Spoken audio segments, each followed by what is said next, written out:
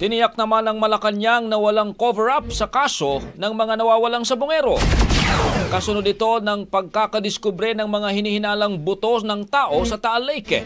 Gita Palacio, tuloy ang investigasyon at sisiguraduhing mananagot ang dapat managot kapag napatunayang may kaugnayan ito sa kaso.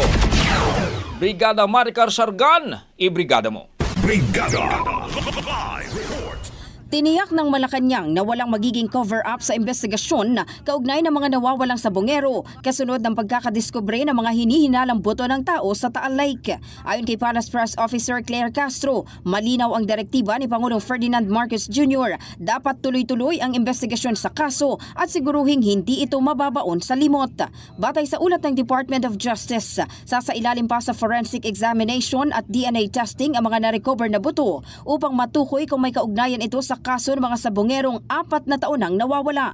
Ang mga buto ay natagpuan ng Philippine Coast Guard nitong Huwebes sa bahagi ng Taal Lake habang nagsasagawa ng inspeksyon sa lugar kung saan umano itinapon ang mga biktima. Dagdag ng palasyo, kung mapatunayang may kaugnayan ang mga buto sa kaso, lalong paiigtingin ng administrasyon ang pagtutok para makamit ang hustisya ng mga pamilya ng mga missing sabongero. Sa Pangulo po, dapat po talaga ay mas alamin pa kung ito pong mga natagpuan ay talaga may kinalaman po sa nasabing kaso ng mga missing sabongeros.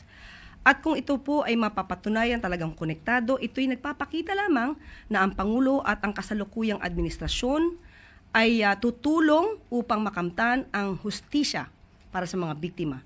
At hindi po ito pababayaan, hindi po magkakaroon ng cover-up. Tuloy-tuloy pa rin po ang pag-iimbestiga. Yan po ang nais ng Pangulo.